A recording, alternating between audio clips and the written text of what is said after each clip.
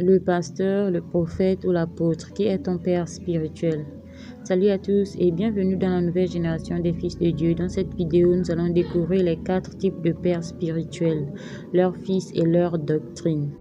Avant de commencer, j'aimerais d'abord t'informer que ni le pasteur, ni le prophète, ni l'apôtre, aucun d'eux n'est ton père spirituel.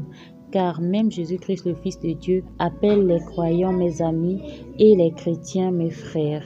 Jésus dit, vous êtes mes amis si vous faites ce que je vous commande. C'est ici mon commandement, aimez-vous les uns les autres comme je vous ai aimés. Il dit aussi à Marie de Magdala, va vers mes frères et dis-leur que je monte vers mon Père et votre Père, vers mon Dieu et votre Dieu. Donc le pasteur, le prophète ou l'apôtre sont nos frères spirituels. Alors, si tu n'adores ni Dieu ni le diable, tu as pour père spirituel Adam, qui a pour doctrine le péché et le péché qui a produit la mort. Donc tu es païen et les païens dans l'Apocalypse sont appelés les morts. Et la Bible dit, car tous ont péché et sont privés de la gloire de Dieu. Et comme tous meurent en Adam, de même aussi tous revivront en Christ. Si tu es croyant non baptisé ou croyant baptisé au nom du Père, du Fils et du Saint-Esprit, tu as pour père spirituel Abraham qui a pour doctrine la foi. Que nous dit la Bible à ce sujet?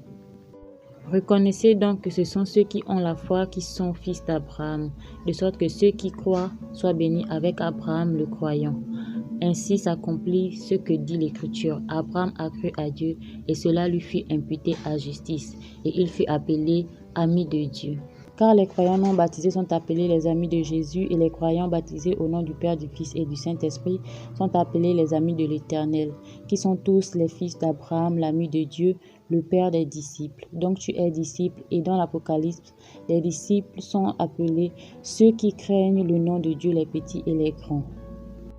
Si tu crois que Dieu n'existe pas et que Jésus n'est pas le Messie, tu as pour père spirituel le diable, qui a pour doctrine le mensonge et le mensonge qui a produit le péché.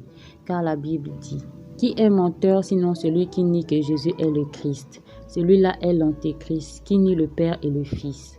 Vous avez pour père le diable et vous voulez accomplir les désirs de votre père. Il a été meurtrier dès le commencement et il ne se tient pas dans la vérité parce qu'il n'y a pas de vérité en lui. Lorsqu'il profère le mensonge, il parle de son propre fond, car il est menteur et le père du mensonge. Enfin, si tu crois en Dieu et en Jésus-Christ et que tu as revêtu Christ, c'est-à-dire tu es baptisé au nom de Jésus, tu as pour père spirituel l'Éternel Dieu qui a pour doctrine la sainteté.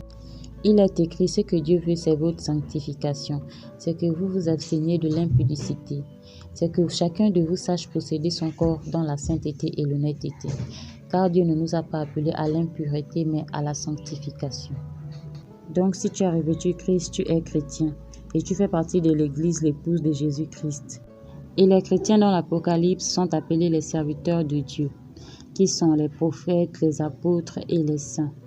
Les saints, ce sont les chrétiens qui adorent Dieu en esprit et en vérité, qu'on appelle encore les vrais adorateurs. Jésus dit, l'heure vient et elle est déjà venue, où les vrais adorateurs adoreront le Père en esprit et en vérité.